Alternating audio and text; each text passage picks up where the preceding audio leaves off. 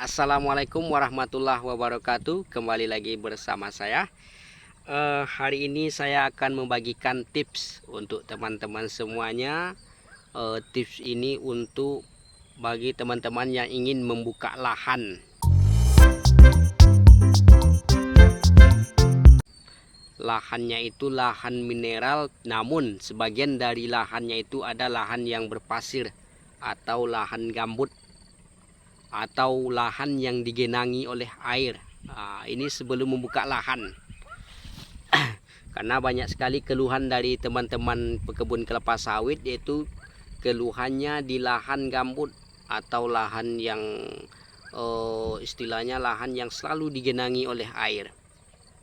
Baiklah teman-teman semuanya, ketika kita membeli sebuah lahan perkebunan, pada saat ini sulit sekali kita menjumpai lahan perkebunan yang kesemuanya itu merupakan lahan yang mineral atau lahan yang datar yang tidak digenangi air. Sedikit banyaknya kita menemukan sebagian dari lahan kita itu lahan gambut, bahkan itu bisa mencapai 1/4 hektar atau 1 hektar bahkan. Jadi bagaimana tipsnya supaya di kemudian hari kita tidak menyesal karena sudah mengeluarkan biaya yang banyak, terutama mulai dari pembelian bibit, kemudian pemupukan, kemudian ada juga biaya-biaya lainnya, perawatan dan lain-lainnya, namun hasilnya tidak memuaskan. Ini kan sangat merugikan kita sebagai pekebun kelapa sawit. Sebelum kita melakukan staking, kita harus, yang pertama kita harus memantau operator alat berat untuk melakukan staking di lahan kita. Setelah itu maka lahan gambut yang akan kita staking sebaiknya kita pancang sesuai dengan jarak tanam daripada tanaman kelapa sawit yang akan kita tanam. Misalnya jarak tanamnya 9, maka ketika mungkin di lahan gambut ini mungkin ada 2 baris yang akan kita tanami kelapa sawit, maka di 2 baris ini kita pancang supaya nantinya operator alat berat setelah melakukan staking mengumpulkan bekas-bekas staking atau tanaman-tanaman yang sudah dipotong itu di baris yang telah kita pancang tersebut. Setelah terdapat tumpukan tanaman di lahan gambut, maka terdapat 2 tumpukan tanaman.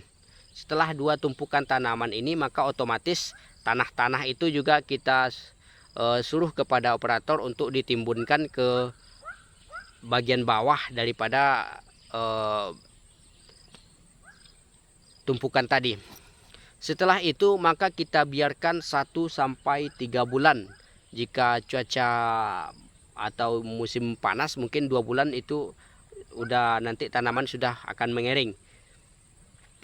Setelah tanaman itu, pohon-pohon yang telah dipotong tadi itu mengering, maka itu kita lakukan pembersihan.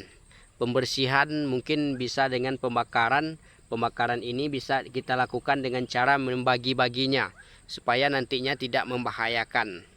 Jadi dengan cara membakar, namun tetap diperhatikan, jangan ditinggalkan karena ini akan membahayakan daripada lahan kita, bisa jadi terbakar atau segala macamnya. Ini harus kita hindari.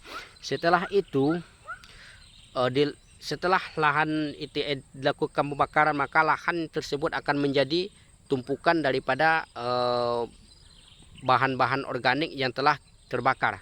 Maka ini akan menghasilkan pupuk yang cukup bagus untuk ditanami pohon kelapa sawit. Selain menghasilkan pupuk, maka air juga tidak akan menggenangi lahan tersebut.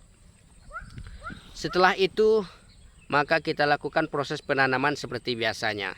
Jangan lupa seperti biasanya dengan urutan yang seperti biasanya, urutan pemupukan seperti biasanya. Maka dengan tips seperti itu, insya Allah tanaman yang kita tanam di lahan gambut akan maksimal. Baiklah teman-teman semuanya, mungkin itu tips yang dapat saya bagikan untuk teman-teman semuanya. Semoga bermanfaat. Salam dari Kampus Tani Tradisional. Assalamualaikum warahmatullahi wabarakatuh.